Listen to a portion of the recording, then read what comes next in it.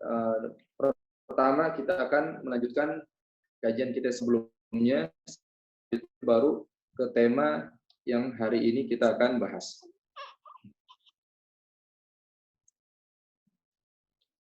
Bismillahirrahmanirrahim.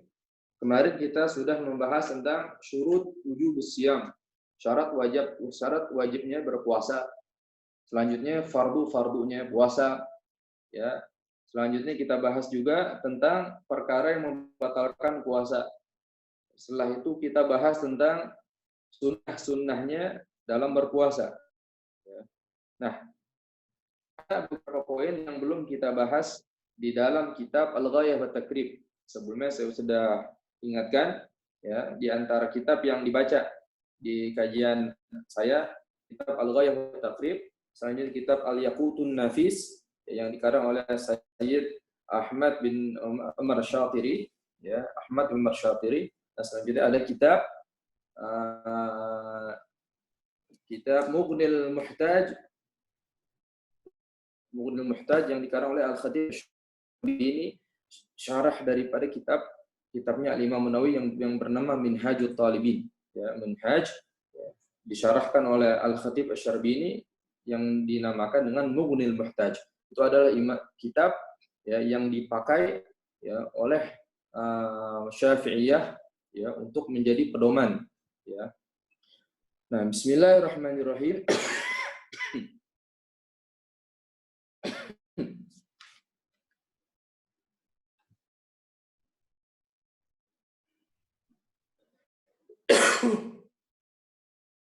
Nah, bismillahirrahmanirrahim.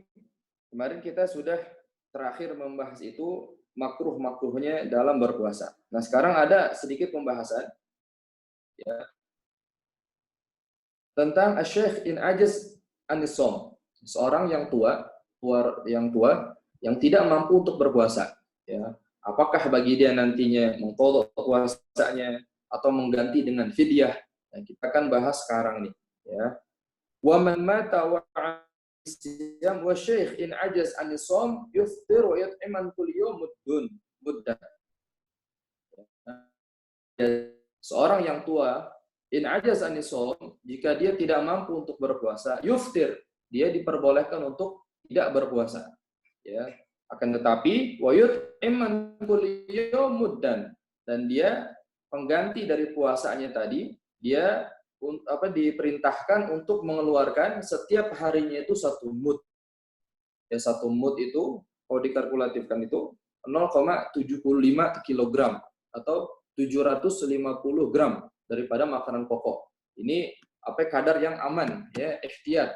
Ya, sebenarnya ulama ada yang menyatakan 0,6, 0,70, tapi untuk ikhtiyat kita, ya, memakai yang yang 0,75 kg atau 750 gram. Itu kadar dari nanti, misalkan nanti puasa zakat fitrah, ya, kan 4 mud di 0,75 kali 4, ya. Kurang lebih 3 kg, ya. Ya, 3 kg. Jadi amannya itu nanti yang kita bayarkan 3 kg. Ya.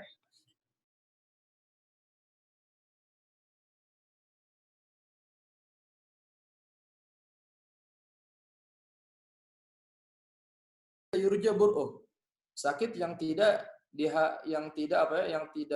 kemungkinan kecil untuk sembuh, ya, atau sakit yang berkepanjangan, ya, kemungkinan kecil untuk sembuhnya. Nah, dia diperbolehkan untuk tidak berpuasa, dan sebagai pengganti dari puasa yang tersebut, dia diperintahkan untuk mengeluarkan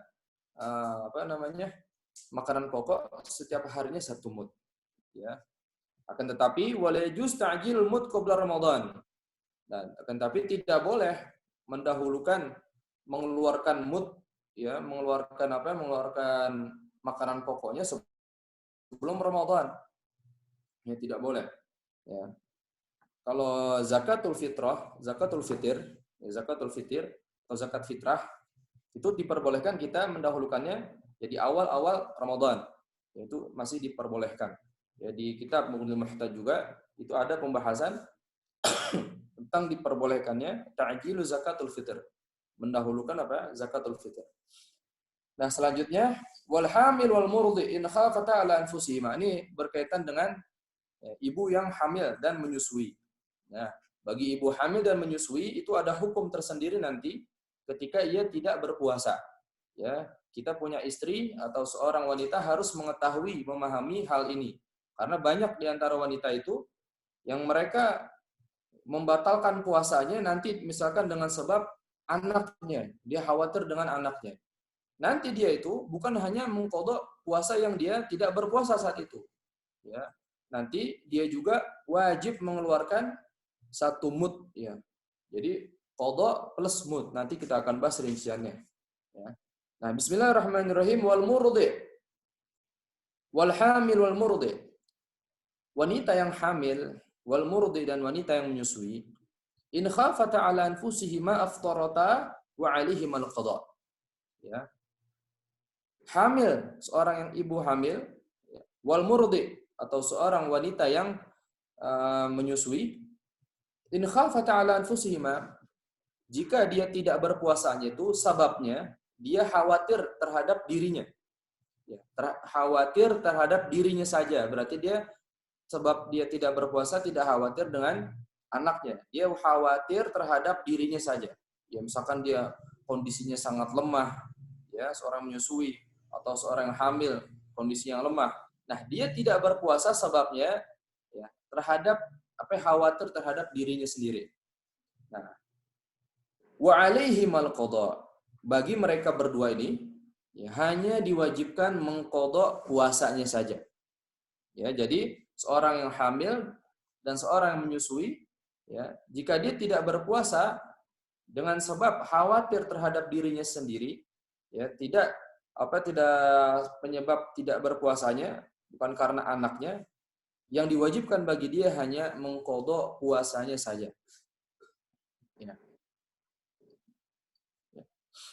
Selanjutnya wa in khafata ala auladihima, ya, jika mereka khawatir terhadap anak-anak mereka, ya, aftarata wa alaihimal qada wal kaffarah.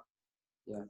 Jika ia khawatir terhadap anaknya, ya misalkan ibu yang hamil, ya dia tidak berpuasa karena ada anjuran dari dokter, ya misalkan dia tidak berpuasa harus misalkan dia harus minum obat untuk untuk bayinya yang ada di kandungannya. Nah, penyebab dia tidak berpuasa karena anaknya. Ya, karena anak yang ada di dalam kandungannya. Ya, atau seorang menyusui. Ya, ibu yang menyusui misalkan anaknya itu lagi kurang sehat dan butuh ASI, ya, sehingga ASINya itu terus-menerus, ya, misalkan dia harus tidak berpuasa, ya, untuk untuk menjaga kualitas ASINya itu, nah dia diperbolehkan tidak berpuasa. Nah, penyebab dia batal kan karena anaknya, ya, karena takut ada apa-apa dengan anaknya, ya, maka dia diwajibkan untuk mengqadha puasanya, plus dia wajib juga membayar kafarah. Membayar kafarah. An kulli muddun, setiap harinya 1 mud. Jadi seorang ibu yang takut terhadap anaknya ketika dia tidak berpuasa, khawatir terhadap anaknya, ya, maka dia bukan hanya wajib mengqadha puasanya, dan dia juga wajib membayar setiap harinya 1 mud, 0,75 kg dari makanan pokok. Ya, nanti bagaimana yang sudah-sudah? Ya, misalkan sekarang baru tahu hukumnya. Yang sudah-sudah gimana? Kita perkirakan saja. Ya, kira-kira berapa kali kita meninggalkan puasa? Dan juga yang wajib kita ketahui, puasa Ramadan ya dari awal seorang itu balik, jika ditinggalkan itu wajib diqadha. Ya, sebagaimana sholat 5 waktu. Ya, sholat 5 waktu wajib diqadha bagi seorang yang meninggalkannya setelah umur balik. Begitu juga puasa bulan suci Ramadan wajib diqadha ya bagi seorang yang dulunya pernah meninggalkan puasa di bulan suci Ramadan. Ya, nanti bagaimana saya lupa? Ya, kira-kirakan saja. Misalkan kira-kirakan dia ragu-ragu antara angka 10 atau 20 hari ya, atau 30 hari. Maka yang diambil yang lebih ihtiyat, untuk berhati-hati ambil yang lebih banyak, itu 30 hari. Ya, 30 hari diqadha terus tuh. Ya nggak apa-apa. Ya, karena qadha ini juga perintah Allah Subhanahu wa taala. Nah, begitu juga salat. Salat itu wajib diqadha. Ya, seorang yang dulunya meninggalkan salat, sekarang baru taubat, ya, setelah dia balik dia meninggalkan salat banyak, bolong salat di banyak bolongnya. Nah, nanti bagaimana? Sekarang sudah mengetahui ilmunya bahwa salat itu wajib diqadha, wajib mengqadha salatnya. Ya, wajib mengqadha salatnya. Nanti bagaimana cara mengqadhanya? Pertama, ya dia tentukan terlebih dahulu jumlah qadhanya itu berapa. Katakanlah 3 tahun. Ya, setelah dia pikirkan, dikalkulasikan semuanya kira-kira nih aman, angka aman 3 tahun. 3 tahun dia meninggalkan sholat. Ya udah, dia catat di buku 3 tahun. Nah, nanti bagaimana cara mengqadhanya? Apa langsung ya 3 tahun sehari? Ya bisa selesai hidupnya tuh. Enggak. Al-Imamul Haddad, Al-Habib Abdullah bin Al-Haddad, di dalam kitab An-Nasha'ih Ad-Diniyah itu, beliau memberikan cara, ya, cara seorang yang taubat dan dia meninggalkan sholat sebelumnya. Bagaimana caranya? Caranya, ya, sekiranya nih dia tidak dikatakan orang yang lalai, ya, dan dia juga tidak qadhanya tadi tidak membuat dia jenuh, ya, atau keberatan. Nah, bagaimana caranya? Yang disebutkan oleh Imam Haddad, jadi setiap sholat kita itu, misalkan zuhur, sebelum zuhur kita sholat qadha, setelah zuhur kita sholat qadha. Ya udah, satu aja, satu qadha qabliyah, ya, sebelum zuhur, satu qadha lagi ba'da zuhur. Nah, setelah itu kita catat. Zuhur berarti 2. Kita contreng 1, 2. Nanti asarnya, ya, sebelum asar sholat. Nah, sholat qadha juga boleh, ya, setelah asar. Jadi di waktu-waktu yang diharamkan untuk sholat itu diperbolehkan jika itu sholatnya sholat qadha. Ya. Nah, begitulah cara mengqadha sholat. Nah, kembali ke pembahasan kita. Ya, intinya seorang yang hamil dan seorang yang menyusui, ya, jika ia takut terhadap dirinya, maka yang diwajibkan bagi dia hanya mengqadha puasa. Tapi dia takut, jika ia takut, ya, khawatir penyebab dia tidak berpuasa, khawatir terhadap anaknya, ya, selain dia wajib mengqadha puasanya, dia juga wajib membayar kafarah, yaitu setiap harinya 1 mud. Ya, di sini ditakarkan kalau dengan takaran Irak, ritil wa thuluth, 1 ritil dan 1 ritil sepertiga, ya, ini takaran Irak. Ya, kalau kita, kalau dikilogramkan 0,75 kilogram. Nah, selanjutnya wal marid wal musafir safaran tawilan yuftiran wa yaqdiyan. Ya, seorang yang sakit, ya, wal musafir, dan seorang musafir, ya, minggu lalu kita sudah bahas, ya, tentang musafir. Safaran tawilan, ya, safar yang tawil, yang mencapai masafah qasar, ya, mencapai batasan qasar, yaitu 83, 84. Ya, ada ulama menyatakan 82, ya, walhasil sekitar itu. Ya. Yuftiran wa yaqdiyan. Dia diperbolehkan untuk tidak berpuasa, tapi dia diwajibkan untuk mengqadhanya nanti. Ya. Nah, untuk murojaah, ya, ada beberapa syarat, ya, bagi musafir yang ingin mengambil rukhsah, mengambil kesempatan ini, yaitu apa? Pertama, safarnya bukan untuk maksiat. Ya, untuk maksiat la rukhsata fil ma'asi. Ya, tidak ada rukhsah jika itu maksiat. Ya, karena rukhsah itu kan keringanan dari syariat.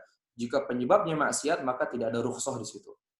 Pertama, perjalanan bukan perjalanan maksiat. Kedua, ya, safar tawil. Perjalanan yang jauh. Jadi tujuan dia jauh. Ya, 83, 84. Yang ketiga, dia safarnya qoblal fajr, sebelum fajr. Ya, sebelum fajar dia safar. Nah, setelah itu dia diperbolehkan untuk tidak berpuasa. Nah, untuk penutup kajian yang minggu lalu, ya, mu'alif di sini membahas tentang i'tikaf. Ya, i'tikaf. Nah, i'tikaf sunnah mustahabbah. I'tikaf ini sangat sunnah yang sangat ditekankan. Ya, sunnah mustahab, ada takkid di situ. Jadi ya, sahibul kitab nih Abu Syuja ya menyatakan wal i'tikafu sunnah mustahabbah. Udah sunnah mustahabbah, berarti mustahabbah itu kan maknanya sunnah. Jadi maknanya itu litakid. Ya, sunnah yang sangat ditekankan. Ya. Walahu syartan. I'tikaf itu ada 2 syarat. Ya, jadi kita dikatakan mu'takif, orang yang beriktikaf harus memenuhi 2 syarat. Yang pertama an-niyah, niat.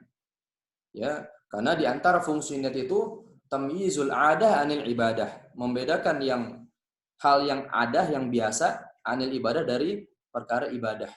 Jadi ketika kita masuk masjid, ya kita niat di situ. Nawaitul i'tikaf ma dumtu fihi lillahi ta'ala. Saya niat i'tikaf selama saya ada di dalam masjid ini karena Allah Subhanahu wa taala. Itulah niatul i'tikaf. Ya. Jadi jika kita masuk masjid tanpa niat, ya maka kita tidak dikatakan seorang yang beriktikaf. Nah, yang kedua walubthu fil masjid. Di antara syarat i'tikaf yang menetap di dalam masjid. Berarti i'tikaf itu harus di masjid. Nah, terkadang kita ini salah mengartikan kata masjid. Ya, masjid di sini maksudnya bangunankah itu atau tanahkah itu, ya, yang diapakan, yang diwakafkan untuk masjid. Maksudnya yang diperuntukkan untuk masjid. Contoh, ya walaupun di rumah kita punya ruangan di rumah, kita wakafkan, saya wakafkan ini untuk masjid. Maka kita i'tikaf di situ, sah kita i'tikaf. Ya. Tapi nanti konsekuensinya, ya perkara yang diharamkan bagi junub yang di masjid berlaku di situ juga. Berarti kalau dia junub nggak boleh di situ. Ya, dia junub, dia hadas besar nggak boleh di situ berarti. Ya, sementara kalau seorang yang junub tidak boleh masuk masjid, berdiam di masjid nggak boleh, kecuali hanya melewati masjid itu diperbolehkan. Itu bagi apa yang junub, yang haid ya, diperbolehkan. Nah, syarat yang kedua lubthu fil masjid. Ya, maka dari itu, ya. Nah, bagaimana jika tanahnya bukan tanah masjid, tapi bangunannya diwakafkan memang bangunan untuk masjid?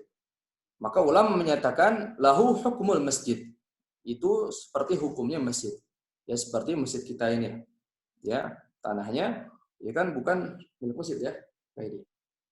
Tanahnya bukan milik masjid. Milik masjid. Sudah dibeli ya masjidnya? Belum. Ini masih Pemda. Pemda kan? Pemda. Nah, berarti kan tanahnya bukan tanah wakaf kan? Bukan, tapi bangunannya bangunan wakaf untuk masjid. Nah, berarti itu sah untuk apa? Sah untuk i'tikaf di situ. Ya. Nah, sebagaimana apa? Kita di sini dikatakan masjid lama juga itu dikatakan masjid. Ya. Karena apa? Karena bangunannya itu diperuntukkan untuk masjid. Jadi seorang yang menginfakkan saat itu, berarti di bangunan lama itu masih sah untuk beriktikaf di situ. Berarti hukumnya juga itu masih seperti hukum masjid. Ya, seorang yang haid nggak boleh masuk situ.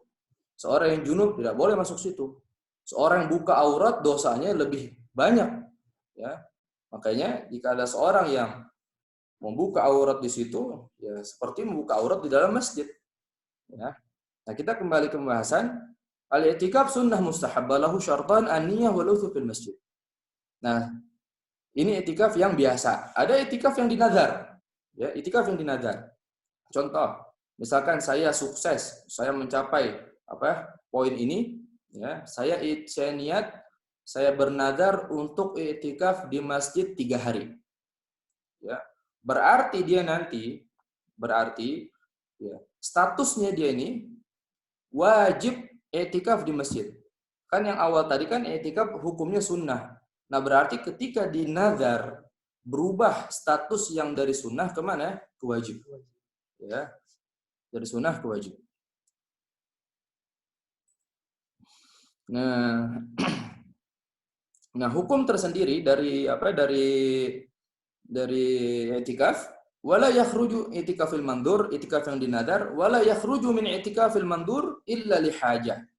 Nah, ketika seorang yang i'tikafnya itu dinazar, ya, berarti kan berubah jadi wajib. La yakhruj, dia tidak boleh dari masjid, tidak boleh keluar dari masjid. Illa lihajah. Illa lihajatil insan, kecuali dia punya hajat, ya. Misalkan dia untuk apa? Untuk membuang, untuk junub lah dia. Misalkan walhasil dia punya hajat, ya, untuk keluar, barulah dia diperbolehkan untuk keluar. Dia tidak boleh keluar tanpa ada hajat. Atau hajatnya itu bukan hajat syar'i, ya. Nah, selanjutnya au udhur min haid au marad. Ya. Ya kan penyebab tidak boleh dia, penyebab diperbolehkan dia keluar, pertama hajatul insan seperti membuang hajat, ya. Au udhur min haid, atau udhur dari haid. Jadi seorang perempuan bernazar dia i'tikaf di masjid, tapi dia haid saat itu. Wajib dia keluar dari masjid. Ya. Au marad la yumkinu maqam ma'ahu. Ya, atau dia punya uzur, ya, menemani seorang yang sakit. Ya, misalkan istrinya atau suaminya sakit. Ya, bukan berarti karena dia udah i'tikaf, udah bernazar i'tikaf di masjid, ditinggalkan itu. Tidak. Ini ada dispensasi, ada pengecualian, diperbolehkan dia keluar dari masjid. Ya, dia menemani istrinya, menemani anaknya, ya, untuk tidak beriktikaf di masjid. Nah, selanjutnya wa yubtilu bil wat'i. Ya, selanjutnya ada yang membatalkan i'tikaf. Ya kan? Bukan hanya membatalkan salat, ada yang membatalkan i'tikaf. Apa itu yang membatalkan i'tikaf? Wa yabtulu i'tikaf bil wat'i. Ya, i'tikaf batal dengan wat'i. Wat'a ini berhubungan intim. Ya. Mukhtaran dzakirul i'tikaf. Maka batalah i'tikaf dia ketika dia berhubungan intim. Nah, itulah, ya, pelengkap dari kajian kita sebelumnya sampai babul i'tikaf. Nah, saat ini, ya, kajian sekarang yaitu tentang asrarus shaum. Rahasia-rahasia puasa. Ya. Rahasia-rahasia puasa. Al-Imam Nawawi beliau menyatakan, ya, min asraris shaum, di antara sir atau rahasia-rahasia, ya, tujuan rahasia berpuasa itu apa? Kaful jawarih anil ma'asi. Ya. Kaful jawarih anil ma'asi. Kaftu tark. Ya. Jadi apa? Kita meninggalkan, ya, semua anggota tubuh kita dari kemaksiatan. Itulah tujuan dasar daripada puasa. Ya, tujuan dasar daripada puasa. Jadi puasa itu tujuan utamanya bukan, ya, yang utamanya bukan kaful jawarih anit tanawulit ta'am. Ya. Meninggalkan tubuh kita ini dari masuknya asupan makanan. Itu maksud yang kedua. Tapi yang pertamanya kaful jawarih anil ma'asi. Ya, meninggalkan tubuh kita semuanya dari bermaksiat kepada Allah Subhanahu wa taala. Maka dari itu, ya, Rasul sallallahu alaihi wasallam, Allahumma shalli wa sallim barik alaih, ya, beliau di suatu redaksi hadisnya itu pernah menyatakan khamsun yufattirna shaim. Khamsun yufattirna shaim. Di hadis ini walaupun Al-Imam Al-Jauzi menyebutkan di antara hadis maudhu'at, ya, tapi ulama-ulama lain banyak menentang pendapat beliau, ya. Dan hadis ini tidak sampai ke derajat maudhu. Maudhu kan palsu, ya. Jadi lahu syawahid. Hadis ini punya dukungan eksternal dari hadis-hadis yang lain. Ya, makanya kalau kita belajar ilmu hadis dhaif itu bukan berarti hadis langsung nggak dipakai hadisnya. Ya, salah seorang yang menyatakan seperti itu. Ya, bahkan kalau kita belajar ilmu mustalah hadis itu, ya, hadis dhaif kalau dia punya syawahid, punya dukungan eksternal dari hadis-hadis yang lain, ya, yatagawwa, maka dia akan kuat hadisnya, wa yartafi' darajatuh, akan menaik derajatnya minad dhaif ila hasan ghairi. Dari hadis dhaif, ya, naik ke derajat hadis hasan ghairi. Ya, nanti kan ada hasan li dzatih, ada hasan li ghairi. Makanya kita nggak sembarangan menyatakan hadis ini hadis dhaif, nggak usah dipakai. Salah orang begitu. Bahkan Imam Ahmad bin Hambal, ya, Imam Ahmad bin Hambal pernah menyatakan, ya, al hadis ad-dhaifah, hadis dhaif, ya, diperbolehkan yajuzul hujjatu bih. Ya, ini perkataan yang gharib, ya. Yang perkataan yang gharib dari Imam Ahmad bin Hambal. Ya. Nah, hadis dhaif boleh dijadikan hujjah, tapi dengan syarat, ya, ada syaratnya. Tapi ya imam yang lain menyatakan, ya, hadis dhaif tidak bisa dibikin hujjah. Ya, tapi diperbolehkan untuk fadailul amal, untuk fadilah-fadilah amal ibadah itu diperbolehkan menggunakan hadis dhaif. Ya. Jadi bukan hadis dhaif langsung kita tinggalkan, tidak. Ya.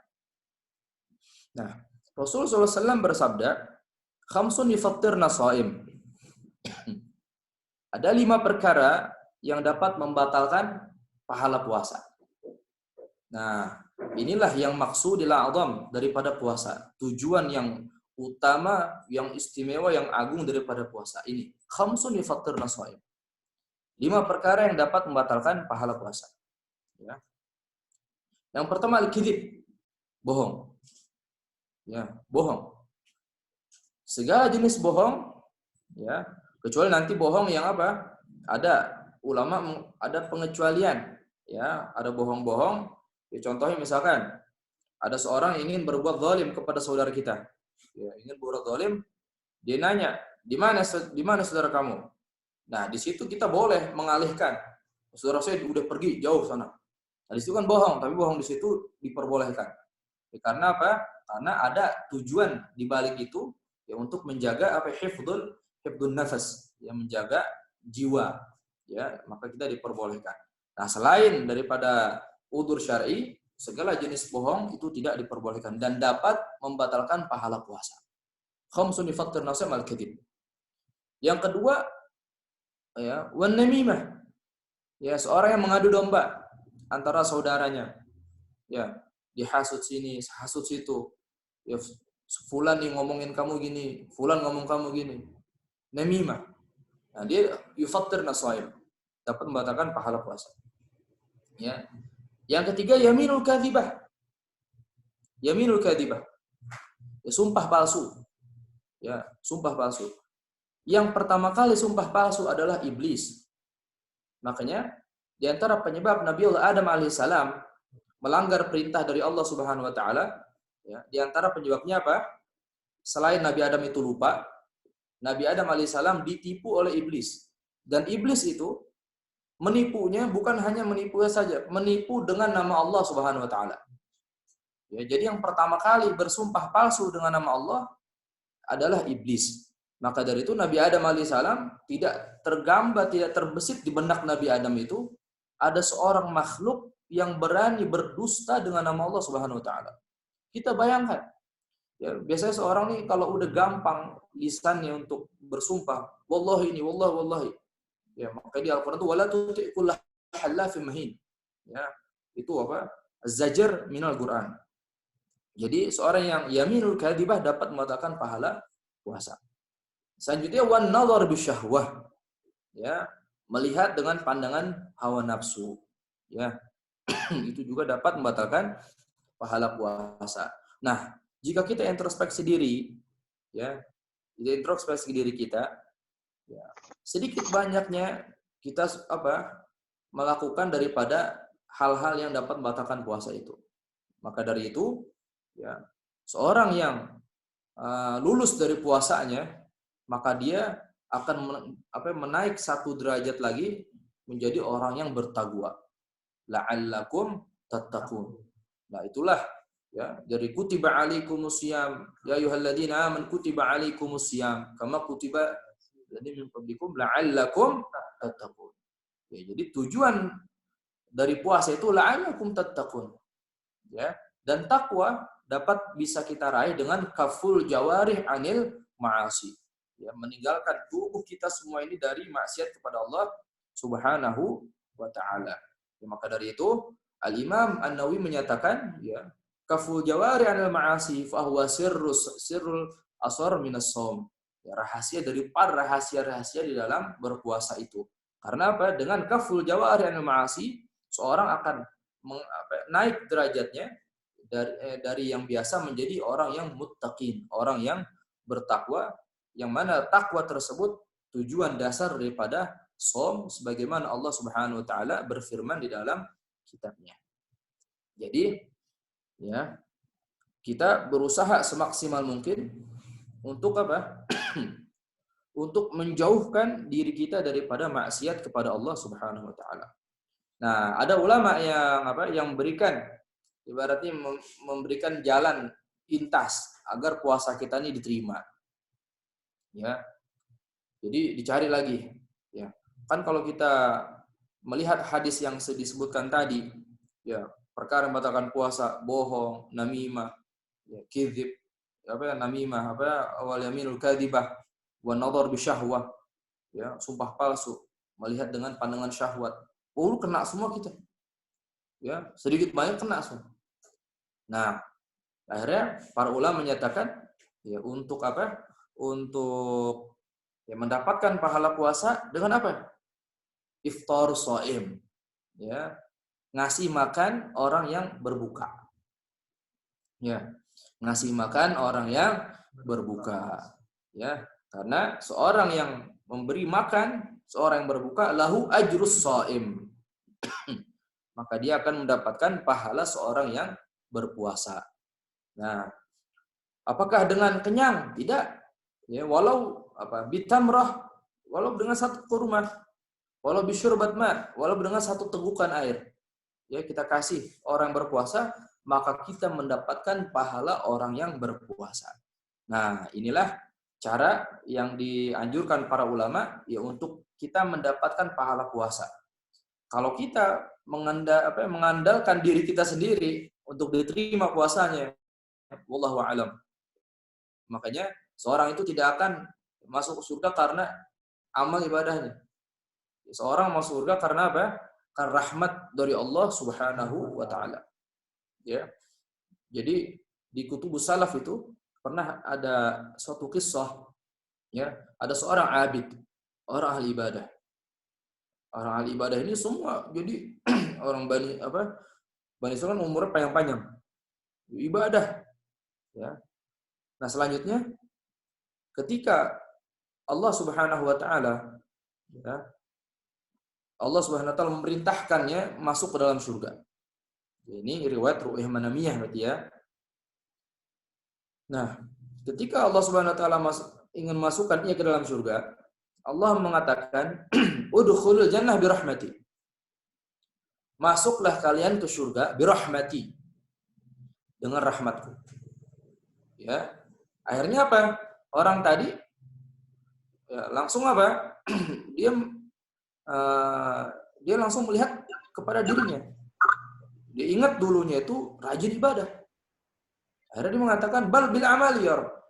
Ya, mau surga karena amalku. Akhirnya apa? Ditimbanglah satu nikmat Allah, saat itu mata. Nikmat mata dibandingkan dengan amal ibadahnya. Ya, ketika ditimbang, ya, nikmat mata dengan amal ibadahnya, rojahat, yang lebih berat itu nikmat mata daripada amal ibadah dia selama dia hidup kepada Allah Subhanahu wa taala. Maka dari itu ada satu hadis itu, satu doa, ya. Allahumma maghfiratuka awsa' min dunubina wa rahmatuka arja' indana min a'malina. Ya. Allahumma maghfiratuka awsa' min dunubina wa rahmatuka arja' indana min a'malina. Jadi dalam satu hadis, seorang yang membaca doa itu 3 kali, ya, ghufirat dunubu, dosanya akan diampuni. Allahumma maghfiratuka awsa' min dunubina wa rahmatuka arja' indana min a'malina. Allahumma maghfiratuka awsa' min dunubina. Ya Allah, maghfirahmu, ampunanmu, awsa' min dunubina, lebih luas daripada dosa kita. Ya, kita punya dosa banyak, maghfirah Allah lebih luas.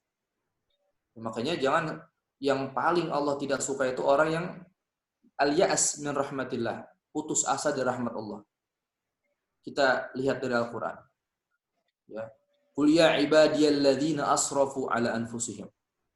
Kalau kita perhatikan Al-Qur'an, bukan hanya sekedar dibaca hanya lewat kita tama'un, kita kita na'tabir fil Qur'an, mengambil ibrah dalam Al-Qur'an. Ya, kita tadabbur Al-Qur'an. Qul ya ibadiyalladzina asrafu. Ya, katakanlah qul ya ibadiyalladzina asrafu ya, untuk hamba-hambaku asrafu yang melampaui batas. Ya. Jadi kita yang melampaui batas ini Allah Subhanahu wa taala masih mengatakan dengan kata-kata yang sangat halus. Qul ya ibadilladzina asrafu ala anfusihim, terhadap dirinya. Ya, melampaui batas terhadap dirinya. La taqnatu min rahmatillah. La taqnatu min rahmatillah. Janganlah kalian ya berputus asa dari rahmat Allah Subhanahu wa taala. Innallaha yaghfirudz dzunuba jami'a. Sungguh Allah mengampuni semua macam dosa. Kecuali nanti ada dosa-dosa yang tidak diampuni oleh Allah Subhanahu wa taala, yaitu syirik. Ya. Syirik, menyekutukan Allah, tidak diampuni oleh Allah Subhanahu wa taala. Maka dari itu ulama menyatakan ya, al-ya'as ya min rahmatillah, orang yang putus asa dari rahmatnya Allah, ya, itu lebih besar dosanya daripada dosanya dia, dosa maksiatnya dia kepada Allah. Ada seorang berbuat dosa kepada Allah Subhanahu wa taala ya dengan bermacam dosa. Akhirnya dia karena udah banyak dosanya, dia qunut min rahmatillah. Dia putus asa dari rahmatnya Allah. Allah nggak mungkin maafin saya. Nah, rasa putus asanya dia ini lebih besar dosanya daripada dosanya dia. Ya, maka dari itu janganlah sekali-kali kita al-ya'as min rahmatillah. Ya, putus asa dari rahmatnya Allah Subhanahu wa taala. Doanya Allah maghfiratuka awsa' min dunubina. Ya Allah, maghfirahmu lebih luas daripada dosa kita. Dosa kami. Wa rahmatuka arja' indana min a'malina. Dan rahmatmu arja' indana, lebih kami harapkan min amalina, daripada amal ibadah kami. Itulah doa yang diajarkan Rasul sallallahu alaihi wasallam. Ya. Allahumma ighfirtuka awsa' min dunubina wa rahmatuka arja' indana min a'malina. Lanjutannya, Allahumma la tahrimna khairu ma indaka li syarri ma indana. Ya Allah, janganlah kau haramkan kami kebaikan yang ada di sisimu, ya, bi syarri ma indana, dengan sebab keburukan yang ada di sisi kami. Ya, jadi jangan sampai ya, keburukan di sisi kami ini, keburukan kami menghalangi daripada kebaikan darimu. Inilah doa yang sangat istimewa. Ya. Dan mudah-mudahan Allah Subhanahu wa taala memberikan hidayah, taufik, sehingga saum kita diterima oleh Allah Subhanahu wa taala, sehingga kita menjadi orang yang muttaqin. Amin. Ya, Allah Subhanahu wa taala memberikan hidayah, taufik kepada kita untuk kita dapat menghindar ya, dari segala macam maksiat, karena Allah lah pada hakikatnya yang menciptakan semua amal perbuatan kita. Amin. Ya. Udah habis belum? Lanjut. Ya. Ada satu kisah ya, tentang bagaimana seorang ini melawan hawa nafsunya. Ya. Nah, akhirnya digambarkan. Jadi ada seorang murid datang kepada gurunya. Dia minta caranya melawan hawa nafsu. Hawa nafsu mau dilawan sama dia. Akhirnya murid ini memberikan gambaran kepada dia. Ya. Bagaimana gambarannya? Jika kamu masuk ke dalam rumah, ya, rumah seorang yang tidak kamu kenal, nah, di depan rumahnya itu ada seekor binatang buas ya, yang akan menerkammu. Ya. Apa yang akan kamu lakukan? Ya. Akhirnya kan murid tadi saya lawan. Ini binatang buas. Ya, misalkan di depan kalau sekarang kan ada rumah-rumah tuh depannya ada anjing ya. Ya, dimiara anjing. Ya. Ini takhwifin nas, takhwifil marin nggak boleh. Menakut-nakuti orang jalan tuh nggak boleh. Min haqqit turuq, dari haknya seorang yang duduk di pinggir jalan itu. Jadi orang yang jalan tuh punya hak. Haknya apa? Enggak diganggu. Di antara yang ngeganggu apa? Ya misalkan dia jadi takut dengan suara baru lewat sedikit langsung wuk suara anjing. Nah, ini kan bikin takut. Nah, seorang murid tadi digambarkan oleh gurunya, ya kamu ingin masuk ke rumah seorang yang tidak kamu kenal dan kamu ingin masuk ke situ. Depan rumahnya dia ada binatang buas. Apa yang kamu akan lakukan untuk kamu sampai ke dalam rumah tadi? Ya. Kata muridnya, ya pasti polos muridnya, saya akan lawan. Ya, semampu saya. Sampai apa? Walaupun dengan bersimpah darah. Ya.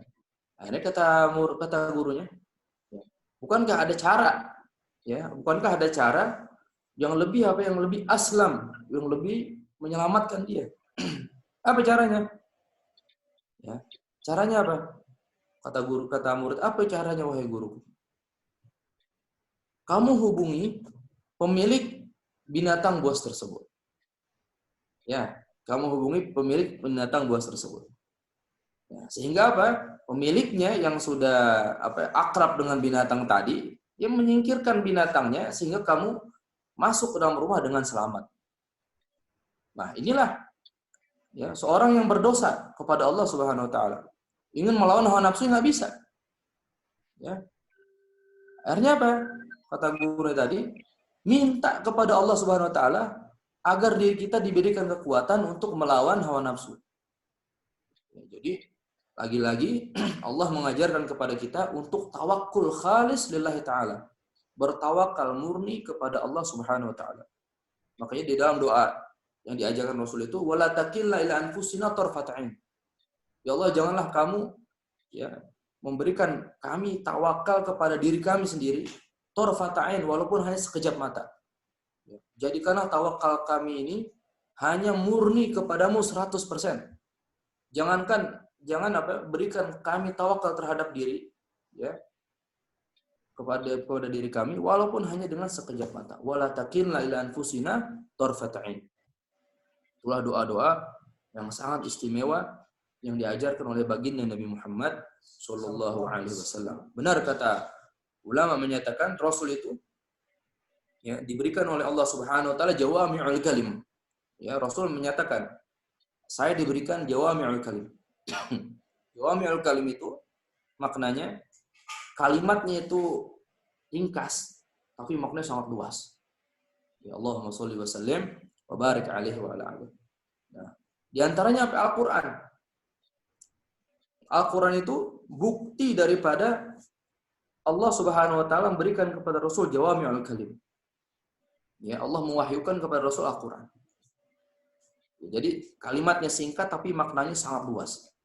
Ya, dulu di bangsa Arab itu ya ada ucapan al-qatlu anfa bil qatli. Ya, pembunuhan dapat dihilangkan dengan pembunuhan. Ya. Al-qatlu anfa bil qatli. Pembunuhan dapat dihilangkan dengan pembunuhan lagi. Ya. Akhirnya Allah Subhanahu wa taala mewahyukan kepada Rasul sallallahu alaihi wasallam melalui malaikat Jibril alaihissalam ya. Apa ayatnya? Wa fil qisasi hayah. Wa fil qisasi hayatun ya ulil albab. Di dalam qisas ada hayah, ada kehidupan. Ya. Nah, kalau kita melihat satarnya, lihat zahirnya aja ya. Tanpa kita lihat tama'un kita menggali makna di dalamnya itu ya seperti ayatnya ini seperti bertentangan. Kan yang tadi al-qatlu anfa bil qatli, pembunuhan dapat dihilangkan dengan pembunuhan. Tapi di Al-Qur'an wa fil qisasi haya, di dalam kisos itu ada kehidupan. Nah, sementara namanya kisos kan ya kalau orang mati dibunuh, dia dibunuh lagi. Ya. Motong tangan, potong lagi. Potong kaki, potong lagi. Tapi apa yang Allah berkata di Al-Quran? Wa fil qisasi haya. Di dalam kisos ada kehidupan. Nah, disinilah Al-Quran mengalahkan semua syair atau semua sastra Arab apapun kalah dengan Al-Quran. Ya, wa fil qisasi haya. Jadi di kitab gali lagi apa artinya? Apa makna dalam itu? Wa fil qisasi haya. Di dalam kisos ada kehidupan. Ya. Jadi ulama menyatakan ketika seorang memberlakukan hukum kisos, maka nanti efek dari pemberlakuan hukum tersebut ada kehidupan. Ya, misalkan seorang yang membunuh dibalas dengan bunuh lagi. Maka dengan membunuh satu orang ini, maka jika ada orang ingin membunuh, mikir berkali-kali mau mikir. Ya. Ada orang misalkan di kisos itu, ya dia dipukul lagi, dipotong-potong lagi. Ya, orang mau motong orang itu, orang mau ngambil harta orang, ya mikir berkali-kali. Kenapa? Karena bakal dipotong dia punya tangan. Nah, inilah ya Rasulullah SAW diberikan jawami'ul kalim. Ya, kata sedikit tapi maknanya sangat luas. Nah, maka dari itu penutup dari kajian kita, kan bulan suci Ramadan adalah syahrul Quran, bulan Al-Quran.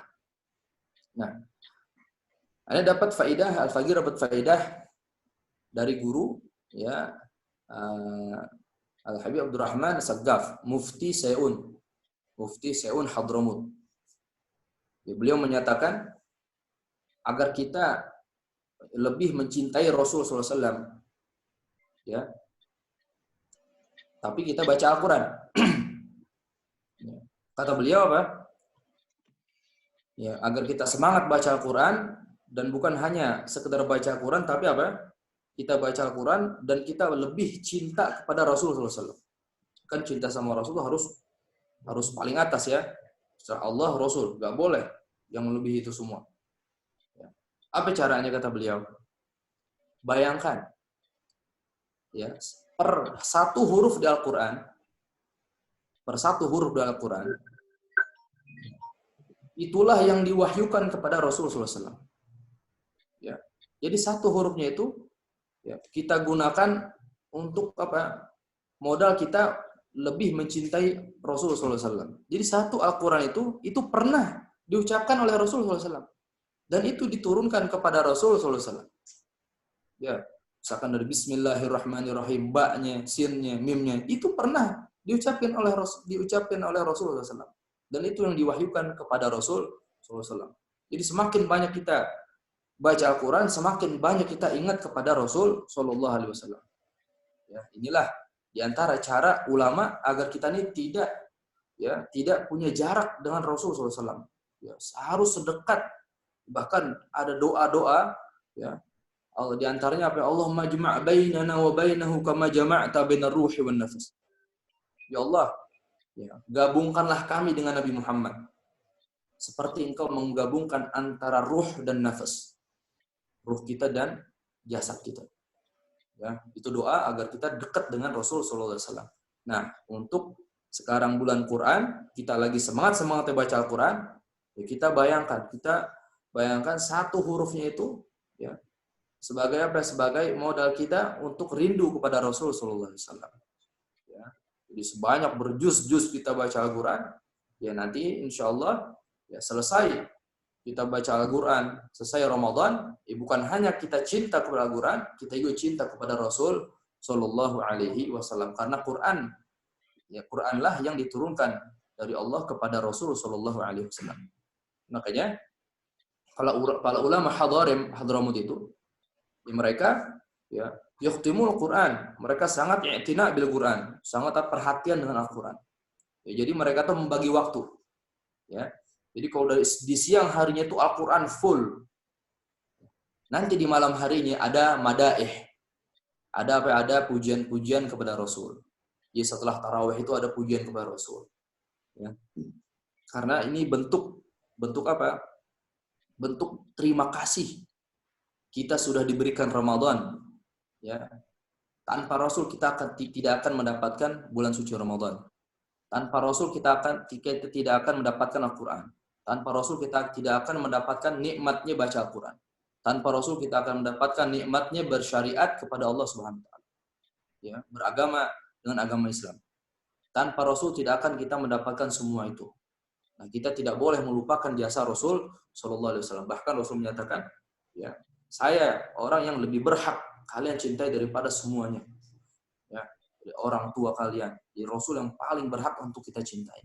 Bahkan ada ancaman dari Allah Subhanahu Wa Taala, ya, jika Rasul dinomor sekiankan, jika harta kita, anak, ya, pekerjaan kita itu di nomor satukan, ya, cinta kepada Rasul di nomor sekian kan, fatarabbasu hatta ya'ti Allah bi amri. Kata Allah di Al-Qur'an. Qul in kanat aba'ukum wa abna'ukum, sampai panjang di akhirnya fatarabbasu hatta ya'ti Allah bi amri. Siap-siaplah sampai azab Allah datang kepadanya itu. Nauzubillah min dzalik. Mudah-mudahan bulan suci Ramadan ini bukan hanya kita lebih mencintai Al-Qur'an, tapi juga mencintai seorang yang diturunkan Al-Quran kepadanya, yaitu Nabi Muhammad Sallallahu Alaihi Wasallam. Walafuminkum, bila taufiq bil hidayah, warallahu wal inayah. Assalamualaikum warahmatullahi wabarakatuh. Waalaikumsalam warahmatullahi wabarakatuh. Baik, terima kasih kepada Ustadz Ahmad Saifullah atas tausiah online-nya pada pagi hari ini. Mungkin ada dari bapak-bapak, ibu-ibu jamaah tausiah online pagi hari ini yang ingin ditanyakan, bisa bertanya langsung. Dan sepertinya sudah ada 5 pertanyaan yang masuk di saya, Ustadz. Ya. Mungkin saya bisa coba bacakan dulu. Pertanyaan pertama mengenai sholat isyraq atau sholat syuruk ya, waktu syuruk. Kapan waktunya kita bisa melaksanakan sholat isyraq dan seperti apa pelaksanaannya jika ingin melaksanakan di rumah? Karena alhamdulillah kita ini sudah, ya, dengan fasilitas yang ada ini, ada waktu-waktu udah disebutkan kan di jadwal tuh kan, ada waktu isyraq, ada waktu terbit, ya, tulu, ya. Tuh isyraq kan ada udah kan matahari itu udah naik. Ya, jadi matahari pas keluar itu nggak boleh sholat situ. Ya, hatta tartafi qadr rumhin. Jadi larangan sholat itu, ya, pas matahari keluar itu masih tidak boleh kita melaksanakan sholat sampai apa ya? Sampai matahari naik qadr rumhin, 1 tombak. Jadi pas diukur 1 tombak, matahari sudah naik, barulah kita diperbolehkan untuk sholat. Dan itu disebut dengan isyraq. Ya, jadi isyraq itu kadar, misalkan kita nggak ada waktu, nggak ada ingat waktu itu, alhamdulillah sekarang udah ada semuanya. Ya, kalau zaman dulu itu tartafi qadr rumhin, sampai matahari itu naik, ya, sebatas 1 anak panah itu rumuh, ya, maka itulah masuk waktu isyraq. Ini mazhab Imam Syafi'i. Ya, saya ingat pas di Ittihad ini kedatangan tamu agung, yaitu Syekh Amin Al-Shinqiti. Syekh Amin Al-Shinqiti. Beliau, ya, pas kajian subuh itu kan, setelah isyraq selesai kita sholat. Beliau belum sholat. Ya, beliau belum sholat. Dan karena kata beliau, indana, menurut kami mazhab Maliki, ya, sekarang ini masih waktu yang diharamkan sholat. Tapi indakum, untuk kalian ini boleh. Karena kita kan Syafi'i, beliau kan mazhab Malik. Ya, dan beliau juga, ya, di antara amanah beliau, ya, yang beliau sampaikan kepada Al-Fagir, ya, beliau menyatakan, ya, alimul fikih, kata beliau. Ya, ajarkan di sini fikih. Beliau mengamanahkan pada Al-Fagir itu, ya, untuk apa yang mengajarkan fikih. Yes. Karena beliau bercerita seorang, ya, zaman sekarang ini banyak orang yang tidak perhatian dengan ilmu fikih. Jadi dia datang ke masjid nangis-nangis, tapi apa? Badannya ada najisnya, ada ininya, sehingga sholatnya tidak sah. Ya, kata beliau, alimul fikih. Ya, ajarkan fikih.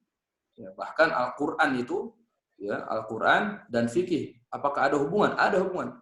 Fikih itu hasil daripada Al-Qur'an, hasil daripada hadis nabawiyah, hasil daripada ijma', hasil daripada qiyas. Ya, jadi fikih itu ibaratnya makanan yang udah siap saji kita santap, itu fikih. Nah, walhasil tadi waktu isyraq itu ketika, ya, qadr rumhin. Kalau di rumah nggak jadi masalah, kita laksanakan di rumah. Ya.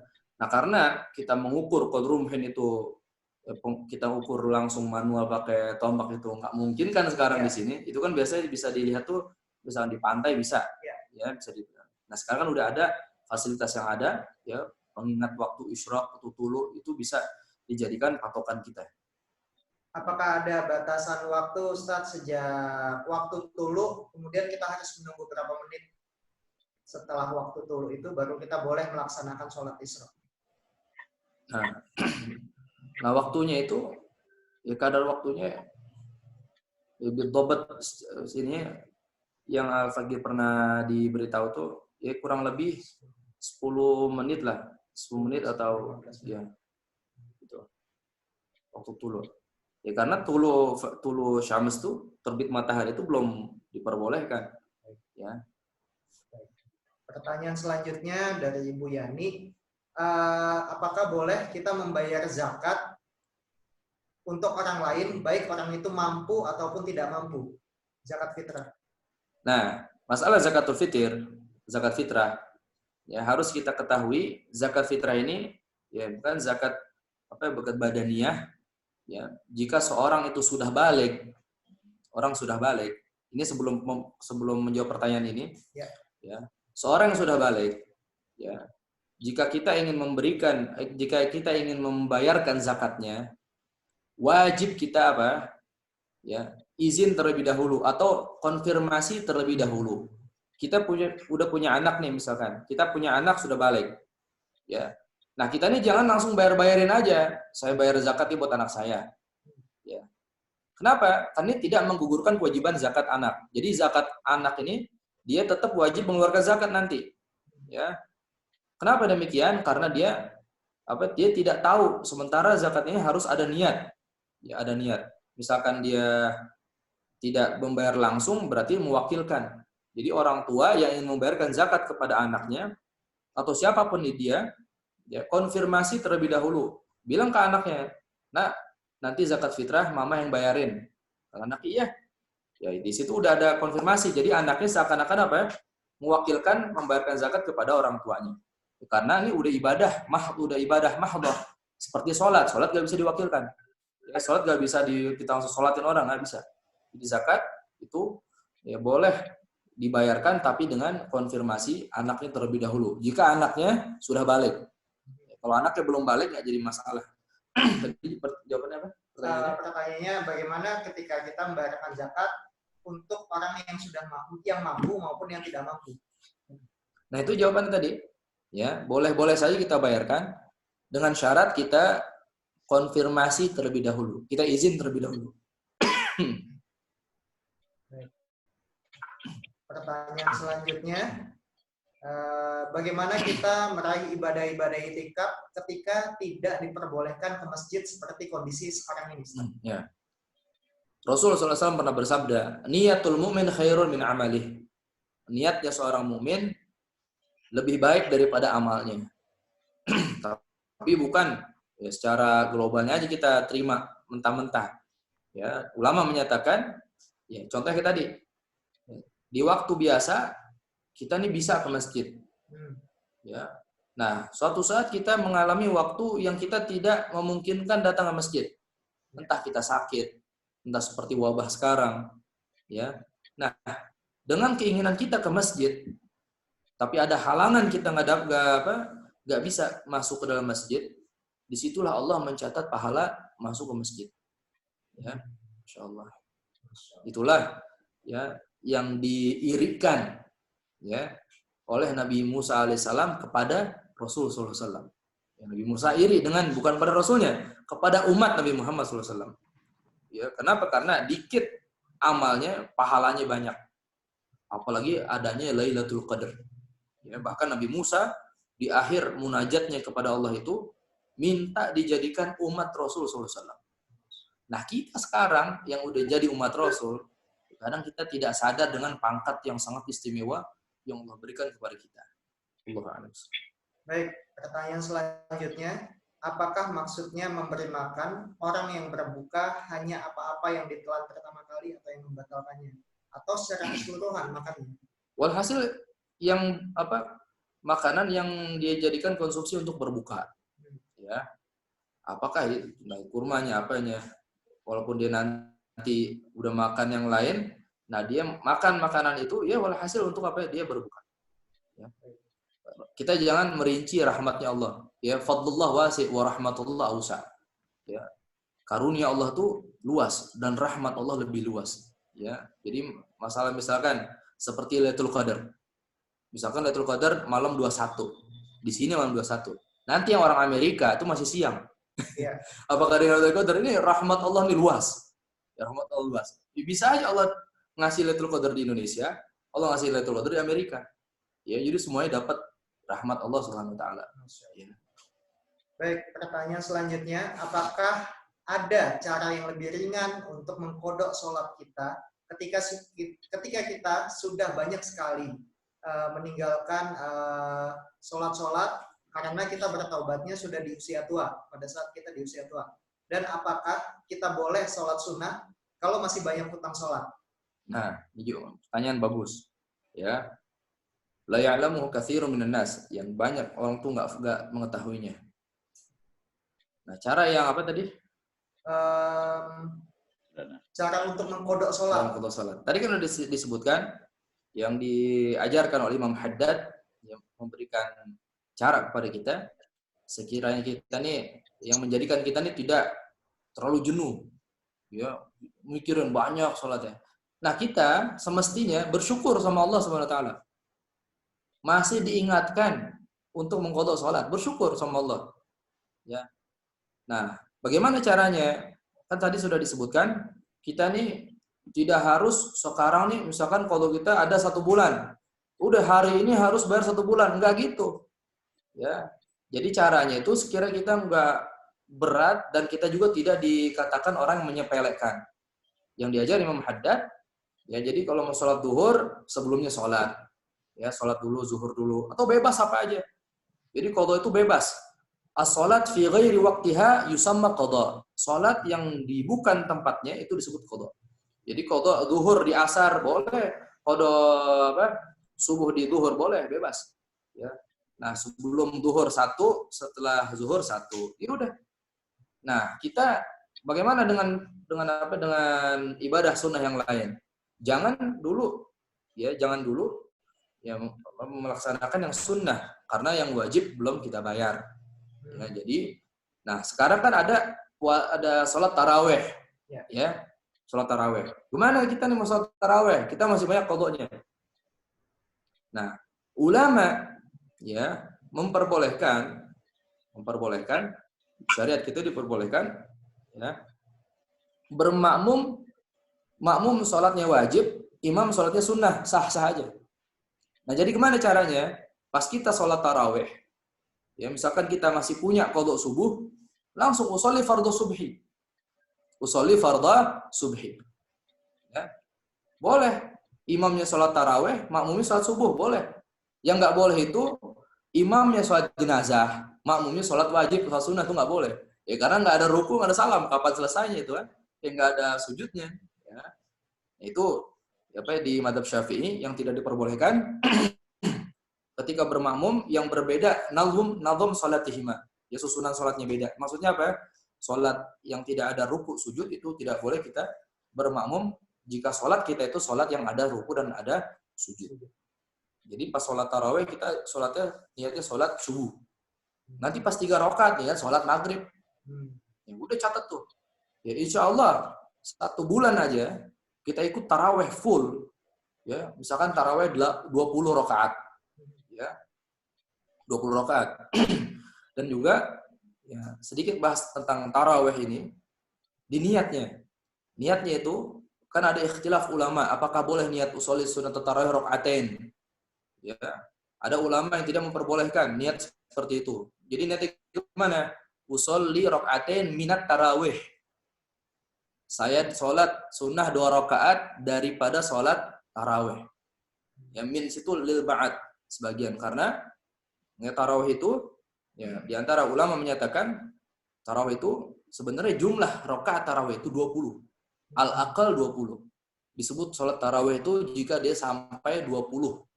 Ini pendapat ulama. Ya, disebut taraweh jika jumlah sampai 20. Ya. Jadi kalau misalkan ya nggak sampai 20 udah disebut qiyamul lail. Ya dia ibadah ya, sholatul lail. Ya, walhasil. Tapi ada juga ulama yang menyatakan dapat, ya, walhasil pendapat yang terkuat itu ya, paling disebut tarawih yaitu di bilangan 20, ya, bukan bilangan 10 ya, atau 8 ya, 8. Nah. Baik, Bapak Ibu sekalian, mungkin dari Bapak Ibu jemaah tausiah online pada pagi hari ini ada yang mau ditanyakan langsung, silakan.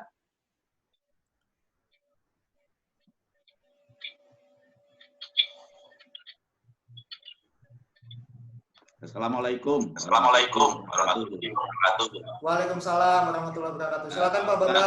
Ya, Ustaz tadi tentang hilangnya pahala di antaranya adalah memberikan makanan berbuka. Kalaulah ini bentuk berarti yang harus puasa ya Ustaz. Kalaulah itu bentuknya seperti sembako, tapi kemudian kami niatkan untuk supaya pahala puasa kita tidak hilang, itu bagaimana Pak Ustadz? Apakah boleh? Terima kasih Pak Ustadz. Assalamualaikum warahmatullahi wabarakatuh. Boleh-boleh aja Pak. Bahkan itu bisa lebih manfaat juga. Ya bisa buat buka dia, nanti bisa buat sahur, bisa buat buka lagi, ya. Sembako, ya misalnya kita kasih beras ke orang, nanti beras itu kan digunakan untuk dia sahur, ya. Nah, otomatis kita juga dapat pahala sahurnya dia. Ya, nanti dia sholat wajib, kita juga dapat pahala sholat wajibnya dia. Ya, karena apa? Dengan beras tadi dia badannya segar, kuat, mampu untuk sholat. Nah, ketika dia sholat sunnah, sholat wajib, dia puasa, ini yang ngasih beras ini dapat juga pahala dari amalnya tadi, dari ibadahnya orang yang dikasihnya tadi. Yeah. Ya, itu disebut amal jariah. Ya. Ini ada satu pertanyaan lagi Ustaz masuk. Puji-pujian untuk Rasulullah seperti apa yang bisa kita lakukan setelah sholat tarawih? Dan apakah ada waktu yang terbaik untuk melakukannya? Ya. Puji-pujian bebas selagi pujian tersebut ya tidak berlebihan. Nah, berlebihannya di mana? Berlebihannya ya, misalkan kita menyamakan Rasul ini seperti Nabi Isa. Orang Nasrani menyatakan ya, Isa ibnullah. Ya, kita nggak boleh menyatakan Rasul itu anaknya Allah, nggak boleh. Ya, selagi nggak berlebihan sampai batas itu, kita bebas diperbolehkan. Ya, untuk memuji Rasul SAW. Bahkan di hadapan Rasul banyak sahabat-sahabat yang memuji langsung. Ya, bahkan ada di kitab Sahih Bukhari tentang Hasan bin Thabit yang dia muji Rasul SAW dengan pujian yang sangat tinggi. Bahkan jangankan Hasan bin Thabit, pamannya Rasul sendiri itu memuji Rasul SAW. Abbas bin Abdul Muttalib, beliau pernah datang ke Rasul menyatakan, Ya Rasulullah, idzan li an amtadihak. Ya Rasulullah, izinkanlah saya untuk memujimu. Ya. Rasul mengizinkan dan Rasul mendoakan. Lan yusiballahu fak. Mulutmu tidak akan terkena penyakit. Ya. Akhirnya dipuji Rasul. Wa anta lamma wulidta asyraqatil ardu wa wada'at binurikal ufuq. Panjang pujian. Ya. Kan tadi dapat doa dari Rasul. Mulutmu tidak akan terkena penyakit. Nah, akhirnya apa?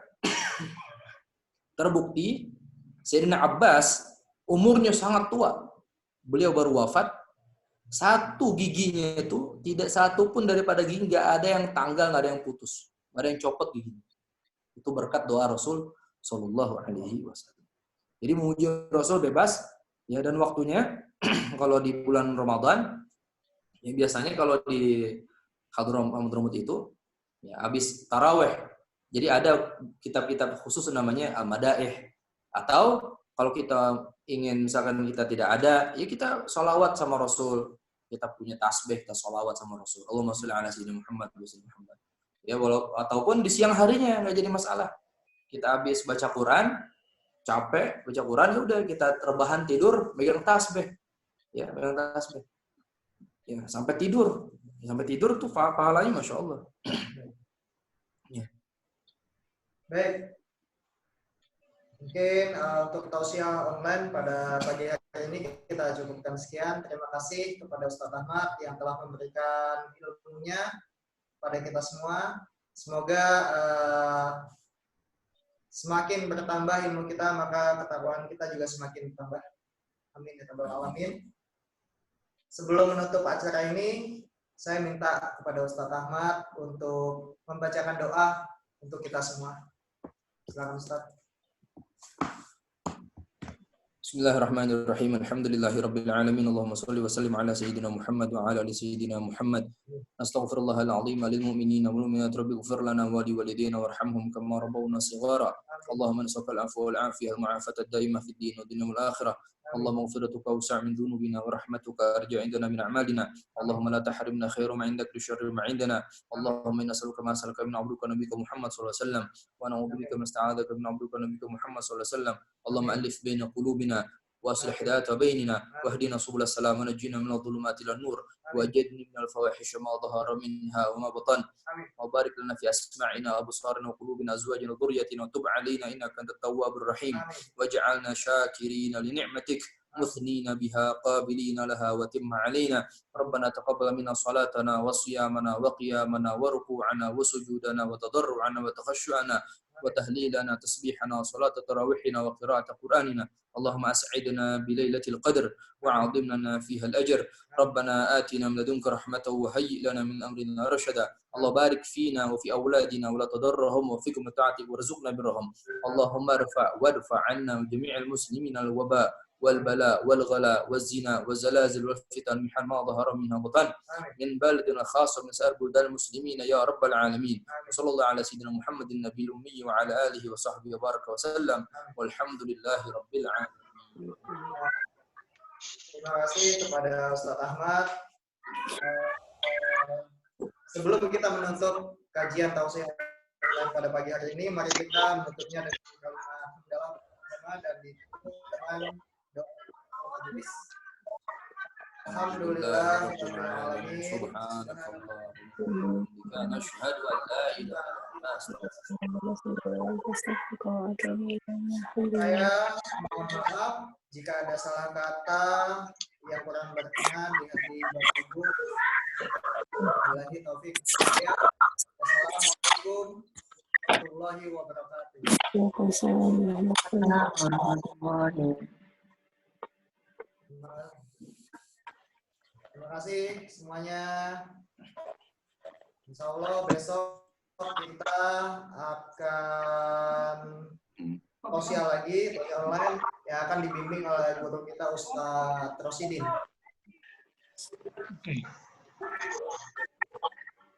Mari, assalamualaikum. Waalaikumsalam, syukuran. Ustaz, Padi, semuanya. Terima kasih semuanya, Pak Ustaz. Jadi kita tak ganti gambar wong.